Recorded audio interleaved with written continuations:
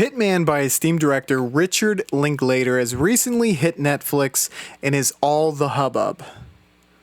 Well, it was all the hubbub.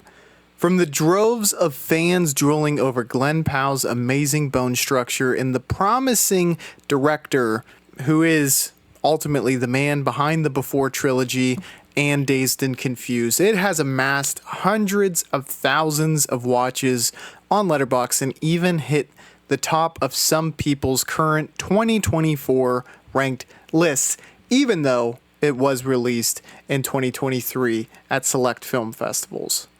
Nothing gets by me.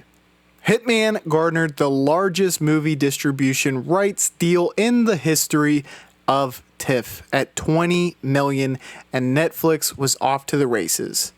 But was it good? I would argue so, even despite its flaws. Chief among them being they should have picked a more handsome lead.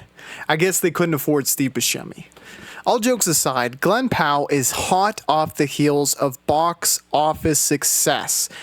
That being From Anyone But You, which made $220 million with a outward budget of $25 million, which would make it about actually $60 million spent on the film in total if you were to include the marketing budget. That's right off the top of the dome math right there. So take that for what you will. But either way, we're looking at huge profit on that movie. And he is set to star on the anticipated sequel to Twister later this very year. This makes Glen Powell arguably one of the hottest stars in Hollywood at this very moment, and certainly attracted people to watch Richard Linklater's project. The source material is also true and insane and makes the first third of this movie quite interesting. It gives Powell an opportunity to show off his acting chops whilst playing multiple characters as his character dresses up to be the hitman, the people who are trying to pay for the services of want him to be, for lack of a better explanation.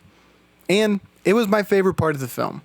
Where the film starts to lose a little steam is the steamiest section of the movie, that being the love affair.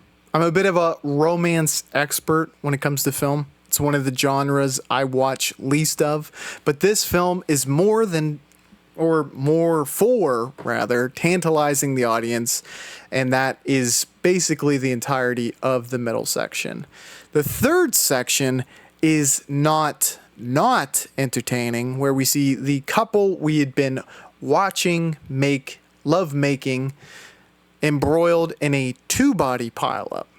It's interesting to see what direction the film is going to go in the ultimate outcome, and makes for a happy fairy tale romance ending, but was a little lackluster for a hard-boiled film enthusiast like myself. I will go into select elements that let me down, especially come the final third. First and foremost, the film seems to set the table as far as two major decision points or conflict points, and then lazily let them resolve themselves without much forethought, in my opinion. The first being the ridiculousness of Hitman as an idea. We like to think they exist because of film, and this film spells that out to the letter. I'm almost certain I literally just said something that is out of the script. The reasons as to why they don't really exist could pile up a mile long, but in today's day and age, it's just really hard to get away with murder. And I know that bums all of you viewers out, but you know what's not going to bum you out? Subscribing to the channel, hitting the bell icon, and staying posted for what videos I'm going to have coming out soon. Also, I have a huge library of over 180 videos that you're going to want to check out. Most of your favorite movies have probably been discussed and possibly in great detail. So be sure to subscribe now. Now, I'm not saying that what I'm about to bring up or what I have brought up, how hard it is to get away with murder, is the main causation of this phenomena that I'm about to bring up. But look at the statistics on serial killers now compared to the 70s. That is what we call in the industry a steep decline. And it doesn't take a numbers expert to see that is the truth. iPhones, street cameras, so on and so forth, have made everyone's location and image available at pretty much any waking hour, to the point where trying to murder one person is a fool's errand. They will likely know the murdered person's location. If you're not if you're incredibly stupid, they're going to know your location too. Well, I take it back. I mean, if you're in a city, they're probably going to know your location, even if you don't have your phone on you, or even if the victim doesn't have their phone on them. It's really not that difficult. And then there's forensics, so you're leaving fingerprints. They're going to know when the body was killed and if it was moved and what position it was in. There's like a ton of things that they can look at forensically to know that basically what they did in this movie was stupid and very clearly trying to manipulate a crime scene.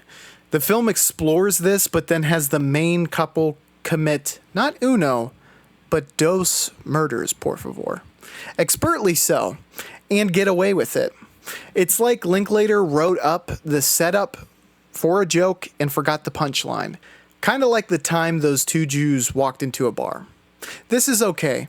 I'll live with it, but the frequency of my anger shark swimming around my brain amplified when the second shoe dropped. Glen Powell's character was convinced to start a chain of events that led to this sordid love affair because he thought Madison was actually a good person who just needed a break. The film then keeps showing her to not really be a good person and have bloodlust, just to call it what it is. Real life bloodlust, not even just bloodlust. She encourages Glenn to shoot her husband when they have a conflict outside of a dance club, and then does it herself while the husband was sleeping. And he sees the craziness of this, but I guess we're supposed to forget about that by the end of the film.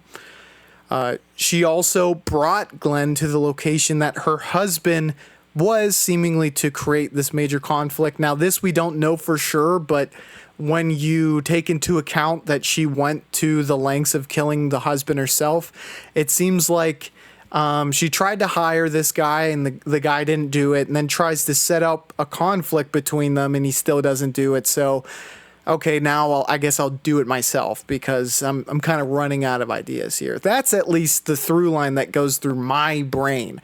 And maybe I'm crazy, but maybe you're the one who's crazy, and you should think about that. And if we both are, then let's just agree to, let's have a coffee sometime. I'm no psychologist or couples therapist, but this chick Madison is kind of a huge red flag for me on the sidelines, completely objectively. Women who encourage violence are a dangerous bunch. I'm sure you've met the girlfriends who are cheering on a fight from the sideline, but not as much as a killer significant other. Just ask Travis Alexander or multiple other instances of boyfriends who get murdered by their crazy girlfriend or wife. This just feels like a movie that got its entire messaging mixed up. I think there's humor in what they did there, which, yes, if you turn your brain off, this is a fun ride. And my rating even illustrates this, as I gave it a positive rating of a 3.5 out of 5. But at the end of the day, it's not a movie that should be examined too closely because it will start to fall under that pressure.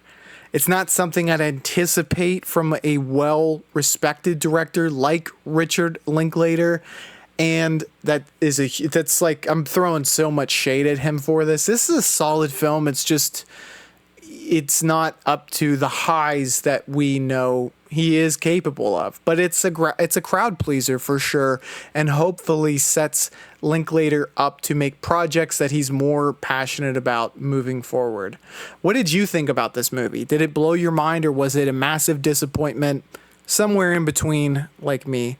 Let me know down below, and please subscribe to the channel and hit that bell icon. As always, I'll catch you on the flippity flip.